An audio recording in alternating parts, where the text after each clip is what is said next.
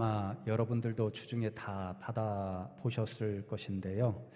날마다 이제 우리 지역이 속한 구청에서 코로나 확진자들의 경로를 확인해주는 그런 문자 메시지를 보내주는데, 주중에 하루 어느 날은 우연히 그 이동 경로를 확인하는 문자를 열어보았는데, 그곳에 건강 상식을 알려주는 그런 기사도 실려 있었습니다.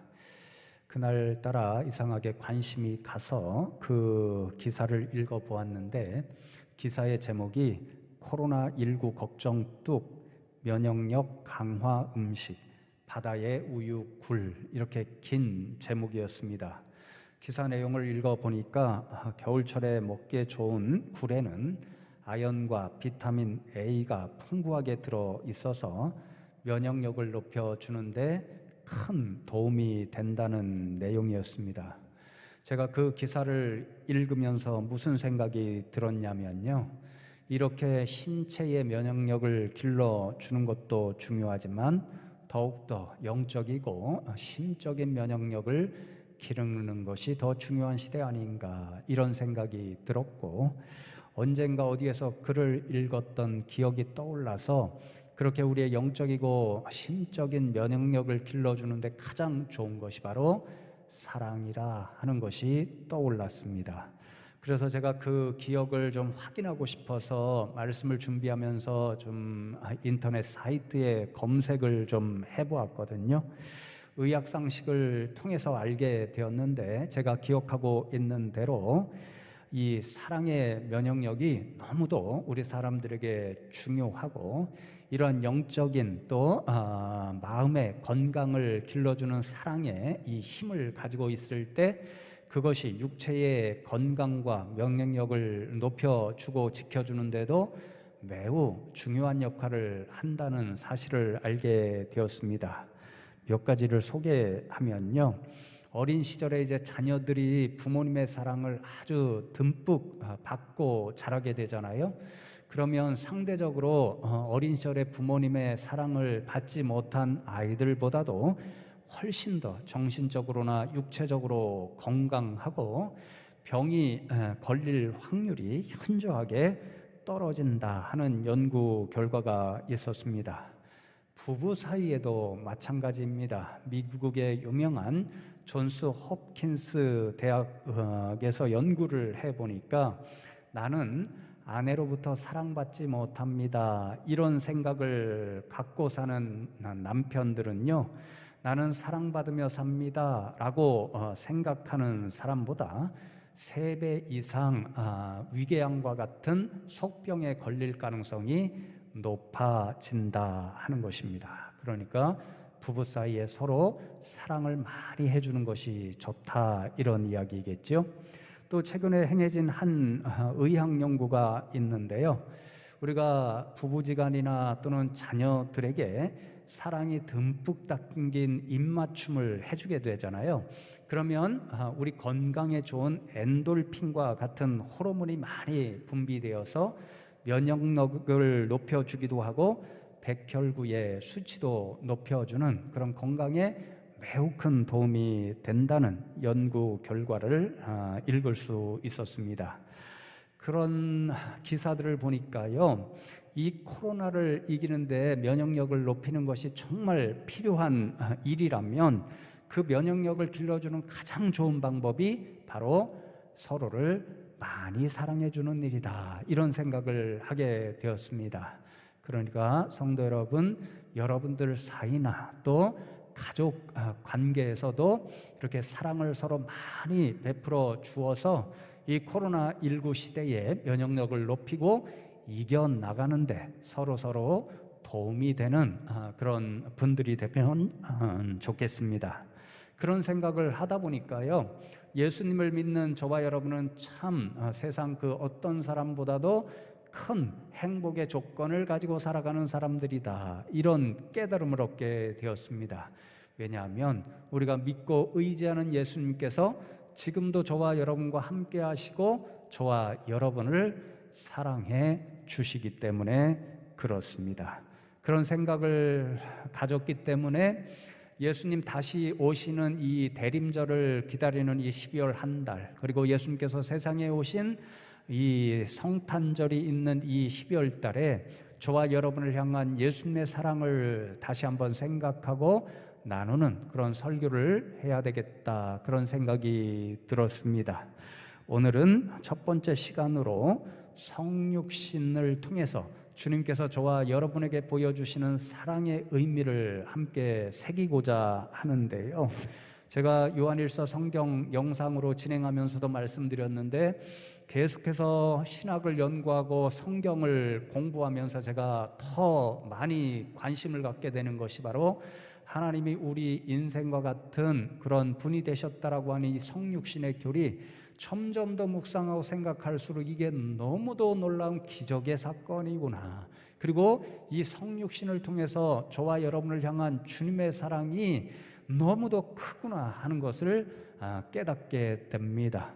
그래서 오늘 본문을 통해서 저와 여러분이 이 성육신에 담겨진 우리를 향한 주님의 놀라운 사랑 두 가지를 함께 나누고, 오늘도 주님께서 이러한 사랑으로 저와 여러분을 사랑해 주신다라고 하는 믿음으로 이 어려운 시대를 이겨낼 수 있는 그런 저와 여러분 되면 좋겠습니다. 첫 번째로 본문을 통해서 우리 주님께서는 이 성육신의 사랑을 주시기 위해서 우리 인생을 위해서 자신에게 귀하고 값진 모든 것을 버리시고 포기하시는 사랑을 보여주셨습니다. 오늘 말씀 17절의 말씀에 이렇게 기록되어 있습니다. 그러므로 그가 범사이의 형제들과 같이 되심이 마땅하도다. 이는 하나님의 일에 자비하고 신실한 대제사장이 되어 백성의 죄를 속량하려 하심이라, 그렇게 말씀합니다.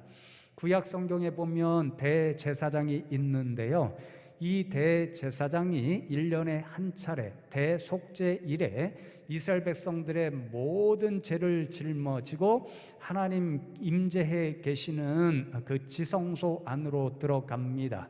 그렇게 함으로 모든 이스라엘 백성들의 죄를 하나님 앞에 내려놓고 고하고 백성들의 죄를 용서받는 그 일을 대제사장이 감당했습니다. 예수님께서 세상에 오셔서 우리의 죄를 다 짊어지심으로 이 대제사장의 역할을 감당해 주셨습니다. 그런데 이 대제사장의 역할을 감당하시기 위해서는 예수님께서 이 세상 가운데 오셔야 했습니다. 그리고 이 세상에 오시기 위해서는 범사의 형제들과, 그러니까 저와 여러분 사람들과 같이 되셔야 이 세상에 오실 수 있었습니다. 이 같이 되심이라는 말의 헬라어 원어가 호모이오오 이런데요, 동일하게 되다, 똑같게 되다, 이런 뜻을 가지고 있습니다. 그러니까 예수님께서 사람들과 같이 되셨다, 인생과 똑같은 인간이 되셨다라는 말씀은요, 모든 면에 있어서, 범사에 그렇게 말씀하잖아요.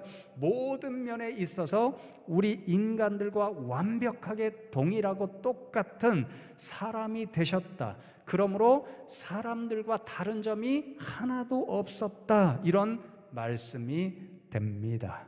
그래서 14절 말씀해 보시면요, 이와 같이 되심, 인생과 똑같은 모습을 가지신 그 예수님 성육신의 사건의 결과를 이렇게 이야기합니다. 자녀들은, 사람들은 혈과 육에 속하였음에 그도, 예수님도 또한 같은 모양으로 혈과 육을 함께 지니심은 죽음을 통하여 죽음의 세력을 잡은 자 곧 마귀를 멸하시며 라고 말씀합니다.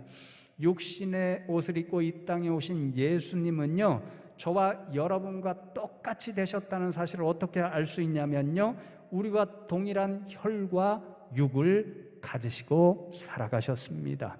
우리와 똑같은 빨간색의 피를 가지셨고 똑같이 연약한 살을 가지신 채 이 세상에 살아가셨고, 그래서 우리 인생의 마지막 순간인 동일하게 죽음의 경험을 예수님은 하셨습니다.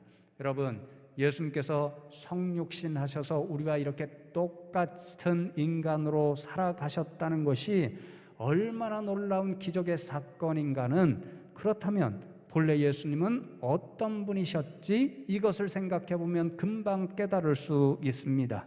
여러분, 예수님께서는 어떤 분이셨습니까? 우리와 동일하게 되셨다 하는 사실은요, 본래는 우리와 같지 않으셨다라는 것을 알 수 있습니다.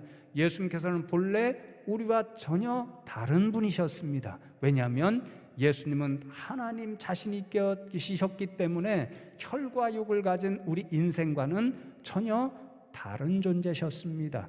그러니 그 예수님께서 저와 여러분과 똑같은 인간의 육신을 입고 이 세상에서 살아가셨다는 것은, 그것이 가능하기 위해서는 본래 인간과 달랐던 그 부분, 하나님 되심을 포기해야 하셨습니다. 그래야만 이 세상에 인간과 똑같은 모습으로 오실 수 있으셨습니다.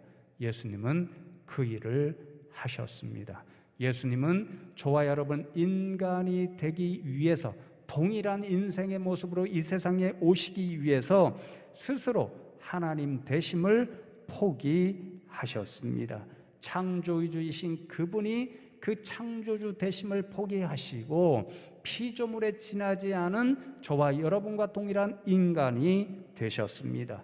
무한자이신 그분이 그 무한자 되심을 포기하시고 유한자가 되셔서 세상에 오셨습니다. 영원에 속하신 그분이 그것을 버리시고 이 시간 안으로 들어오셨습니다. 죽지 않으시는 그분이 그 죽지 않으심을 마다하시고 죽음의 세계로 들어오셨습니다. 그리고 인간이 되셔서도 마지막 순간에 십자가에서 자신의 가장 귀한 생명까지도 버리시고 포기하셨습니다.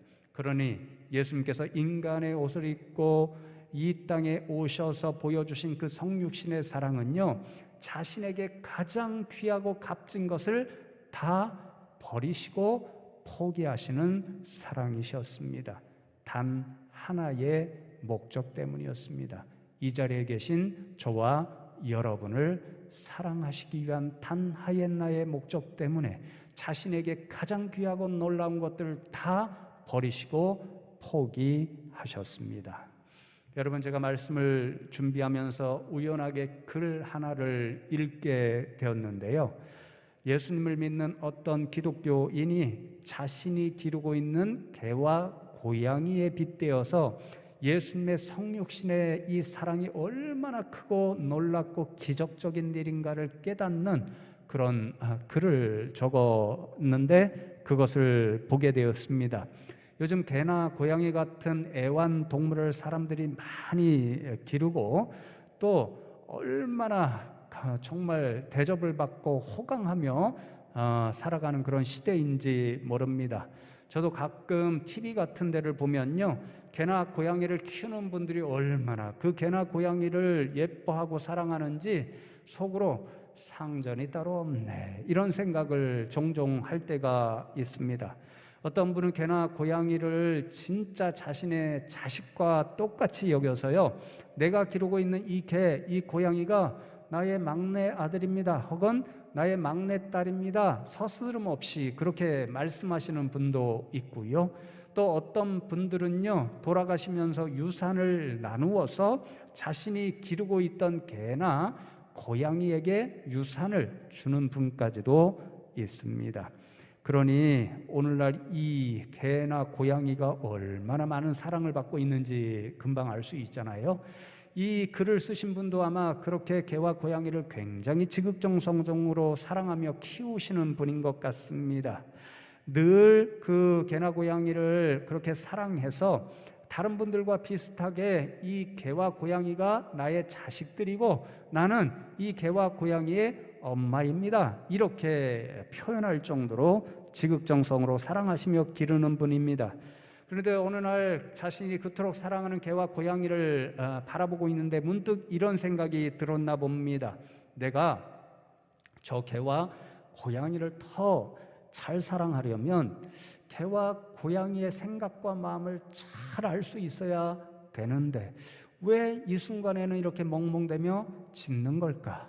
또 왜 이 순간에 이 고양이는 야옹하며 그렇게 하는 것일까? 그 생각과 그 마음을 좀 깊이 더 알 수 있으면 더 사랑할 수 있을 텐데, 그러면 내가 개도 되어보고 고양이도 되어보면 저들의 마음과 생각을 더 잘 알 수 있을 텐데, 이런 생각에 이르렀을 때에 갑자기 이런 마음이 들었다고 합니다. 그러면 내가 정말 사랑하는 개와 고양이가 될 수 있을까? 그러면 내가 인간이 되기를 포기해야 되는데 내가 그 일을 포기할 수 있을까? 이런 생각이 갑자기 들었습니다. 그분의 대답은 그럴 수 없다, 그것이었습니다. 이 피조물의 세계에서 가장 값지고 귀한 것이 인간인데, 그 인간이기를 포기하고 아무리 사랑한다고 할지라도 나는 개나 고양이가 될 수 없다, 솔직한 대답이었습니다. 여러분, 이분의 이런 묵상하는 글을 우리가 생각하게 되면요, 예수님께서 인간이 되셨다는 이 사실이 얼마나 놀랍고 기적과도 같은 일인지 모릅니다. 하나님 창조주신 그분과 피조물 인간의 차이는요, 어찌 보면 인생과 개나 고양이의 차보다 훨씬 더 크게 되어 있습니다.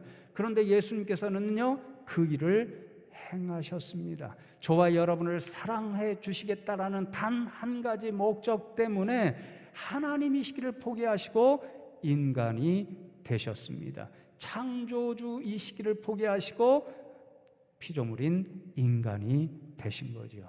단 하나 이유, 저와 여러분을 사랑하기는 그 이유 때문이었습니다. 그러니 예수님의 성육신의 사랑은 얼마나 놀랍고 기적적인 사랑인지 모릅니다. 오늘도 그 주님이 저와 여러분을 사랑해 주십니다. 그 사랑의 힘을 의지해서 이 어려운 시대를 잘 견뎌내고 이겨낼 수 있는 저와 여러분 되면 좋겠습니다. 여러분, 두 번째로 예수님께서 성육신의 사랑을 통해서 저와 여러분에게 지금도 보여주시는 사랑은 공감해 주시는 사랑입니다. 오늘 18절의 말씀을 보시면 그가 시험을 받아 고난을 당하셨은즉 시험받는 자들을 능히 도우실 수 있느니라, 그렇게 말씀합니다. 예수님께서 저와 여러분과 똑같은 혈과 육을 가진 인간이 되셨으니까요, 세상에서 시험도 받으시고 고난도 당하셨습니다. 그러니까 오늘 이 순간에 이 자리에 앉아서 이 세상, 힘겨운 세상 가운데서 시험도 받고 고난도 받는 저와 여러분을 능히 도우실 수 있습니다. 왜냐하면 저와 여러분이 왜 힘든지, 무엇 때문에 고통을 받고 있는지, 무엇 때문에 한숨 쉬고 눈물을 흘리고 있는지 인간이 되심으로 친히 경험하셔서 다 공감해 주시기 때문에 저와 여러분을 능히 도우시는 주님이 되실 수가 있습니다. 여러분, 제가 이 말씀을 준비하면서 오래전에 읽었던 그런 실험 하나가 생각이 나서 다시 한번 찾아보았는데요, 1990년대 초에 이탈리아 파르마 대학의 심리학자인 리촐라티 교수라는 분이 있으셨는데, 그분이 짧은 꼬리 원숭이를 대상으로 뇌의 활동을 보여주는 실험 하나를 하게 되었습니다. 두 부류로 원숭이를 나누어서 실험을 하는데요, 한 부류의 원숭이가 막 뛰면서 노는 것을 좋아하잖아요. 그렇게 마음껏 뛰고 놀게 하도록 했고요, 다른 한 부류의 원숭이는 그렇게 뛰어노는 원숭이들을, 동료들을 바라보며 가만히 앉아있게 하는 실험을 했습니다. 그리고는 두 부류의 원숭이들의 뇌의 움직임 활동을 연구하게 되었는데요, 놀랍게도 결과가 똑같았습니다. 열심히 뛰어놀고 있는 원숭이들의 뇌의 움직임과 활동이나 그것을 바라보고 있는, 가만히 앉아있는 원숭이들의 뇌의 활동과 움직임이 동일했다는 거죠. 이번에는 이제 사람들을 대상으로 실험을 해보았습니다. 우리가 이제 바늘에 찔리게 되면 아파 이러면서 순간 얼굴을 찡그리면서 고통을 표현하게 되잖아요. 그 사진을 찍었습니다. 그리고 그저 이 바늘에 찔리지 않고 그냥 고통을 느끼지 않는 그 사람에게 이 바늘을 찔려서 고통받고 있는 그 사람의 사진을 보여주었습니다. 그리고는 두 사람의 뇌의 활동과 움직임을 연구한 거죠. 결과가 똑같았습니다. 정말 바늘에 찔려서 아이 아파 이렇게 고통을 표현하고 있는 그 사람의 뇌의 활동과 움직임과 그 고통당하는 사람의 사진을 본 사람의 뇌의 활동과 움직임이 동일했다는 거죠. 무엇을 이야기합니까? 동물에게도 그렇고 특별히 사람에게는 자신이 직접 아프거나 고통을 당하지 않아도 어떤 사람의 아픔을 보거나 고통을 볼 때에 그 사람의 고통을 동감하는 그런 능력이 있다라는 거지요. 그래서 여러분, 우리가 TV를 보면서 어떤 큰 일을 당하거나 이런 사람이 있을 때는 함께 분노하고 그 고통에 동참하는 감정이 생기잖아요. 그게 다 이러한 공감하는 능력이 우리 인생에게 있기 때문에 그렇습니다. 이것이 창조주 하나님께서 우리에게 주신 것인데요, 과학자들이 그런 공감할 수 있는 능력이 인간의 뇌 속에 있다는 것을 발견했고, 그것을 감당하는 신경 조직이 뇌 속에 있는데 그것을 발견하고 그것을 거울 유련이라 그렇게 말했습니다. 저는 하나님께서 인생을 지으실 때 하나님께서 주신 그러한 능력이라고 생각하게 되었는데요. 그래서 로마서 12장 15절의 말씀해 보시면 즐거워하는 자들과 함께 즐거워하고 우는 자들과 함께 울라, 이렇게 겸면하고 교훈하시는 말씀은 믿는 사람은 하나님께서 창조하실 때 주신 거울 유련이 있으니까 그 거울 유련을 작동시켜서 다른 사람들의 기쁨, 고통을 공감함으로 함께 기뻐하고 함께 고통을 받으라, 나누라, 이런 뜻의 교훈인 거지요. 여러분, 이러한 사실을 제가 확인하면서 성경을 보면서요, 이 거울 유련을 살려서 정말 저와 여러분의 인생의 모든 아픔을 공감해 주시는 그분이 바로 예수님 자신이라는 것을 깨닫게 되었습니다. 예수님의 공생의 사역을 세 가지로 요약할 수 있잖아요. 예수님은 사람들을 가르쳐 주셨습니다. 또 하나님 나라의 복음을 전파해 주셨습니다. 그리고 병에 걸려서 고통당하는 분들이 있으면 예수님께서 보시고 그분을 고쳐 주셨습니다. 그런데 여러분, 복음서를 읽어보면요, 이 세 가지 공생의 사역을 하실 때마다 예수님으로 하여금 이 사역을 행하게끔 하는 그런 심리적인 일이 움직이는 것을 보게 되는데요, 그것이 바로 공감하시는 일이었습니다. 예수님께서 공감하심으로 가르쳐 주시기도 하셨고, 복음을 전파해 주시기도 하셨고, 병을 고쳐 주시기도 하셨습니다.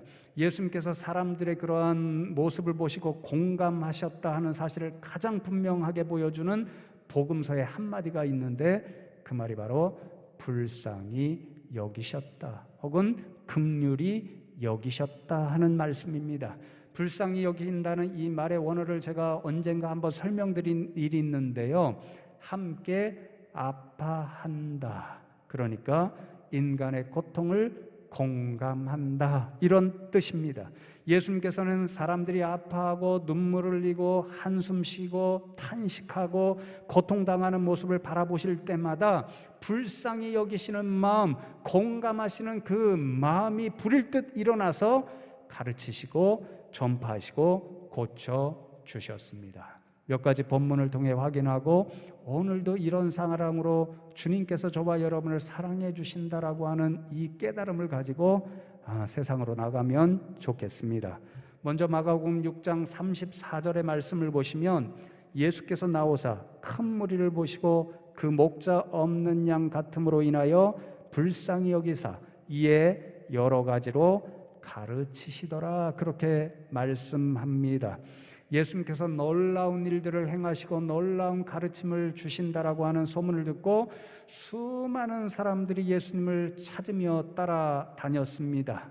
예수님께서 그들을 바라보시는 순간에 목자 없는 양 같은 그런 사람들로 보이셔서 불쌍히 여기는 마음이 불일 듯 일어나셨다.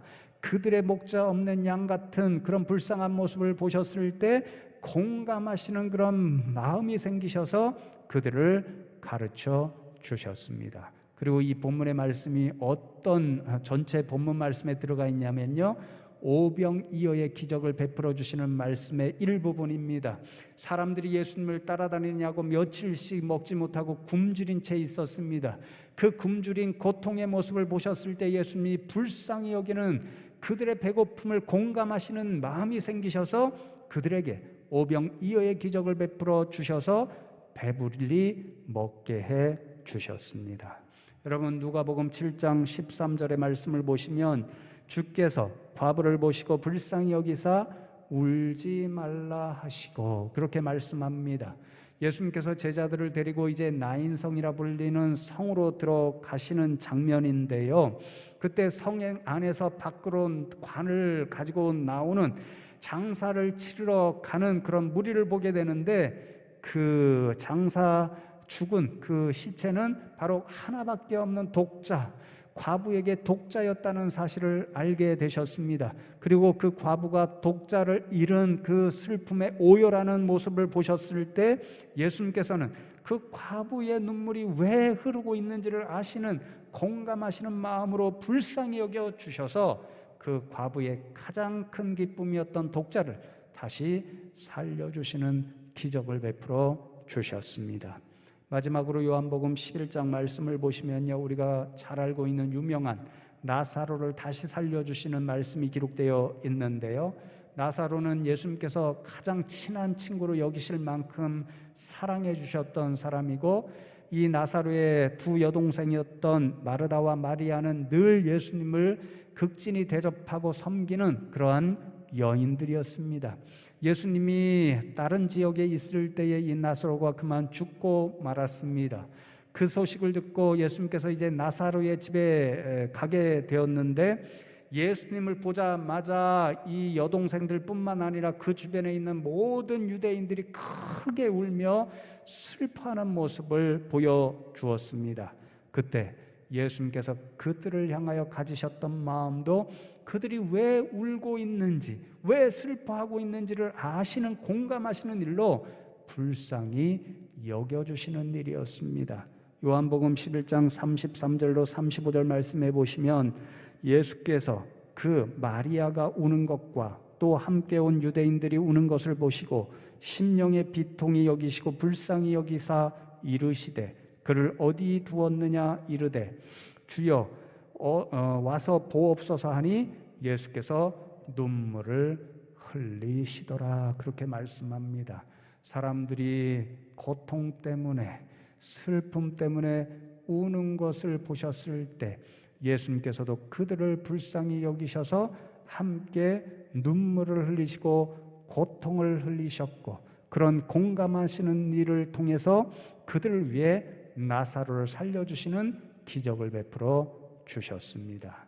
그러니 사랑하는 성도 여러분, 성육신 하심으로 인간과 더불어 인간으로 살아가신 예수님께서 자신의 공생의 사역을 통해 모든 사람들에게 보여주신 모든 사랑의 기초가 바로 불쌍히 여기시는 사랑, 공감하시는 사랑, 아파하는 사람들과 함께 아파해 주시고 고통당해 주시는 사랑, 그 일로 위로하고 힘과 용기를 주시는 그런 사랑이었습니다. 이 일이 어떻게 가능했습니까? 예수님께서 친히 육신을 입으시고 저와 여러분 인생과 똑같은 경험을 하셨기 때문에 가능했습니다. 친히 고통을 당하시고 또 친히 눈물도 흘리셨기 때문에 인생들이 이 순간에 왜 아파하는지, 왜 고통하고 정말 신음하는지, 왜 눈물을 흘리는지 본인이 잘 아셨기 때문에 그 예수님께서는 인생들을 이해하시고 공감하심으로 도와주시고 기적을 베푸시며 가르치시고 전파하시고 또한 고쳐주셨습니다. 그 예수님께서 그래서 오늘도 저와 여러분이 이 코로나19의 가운데 겪고 있는 모든 답답함과 괴로움, 눈물과 한숨, 고통을 누구보다도 잘 아십니다. 공감해 주십니다. 불쌍히 여겨 주십니다. 이 순간도 저와 여러분이 한숨 짓고 고통당하는 그 자리 가운데서 함께 한숨 지으시고 함께 아파해 주십니다. 그리고 그 사랑으로 저와 여러분을 위로해 주십니다. 그래, 내가 내 괴로움과 답답함을 잘 알고 있어. 내 눈물과 고통과 한숨을 잘 알고 있어. 내가 어디에 있든지 간에 무슨 일을 하든지 간에 함께 해줄게. 기운을 내. 주님께서 지금 이 순간도 저와 여러분에게 그렇게 말씀해 주십니다. 이 주님의 사랑을 의지해서 이 힘겨운 시대를 잘 견뎌내고 마침내 이겨내실 수 있는 저와 여러분 다 되시기를 주님의 이름으로 축복합니다.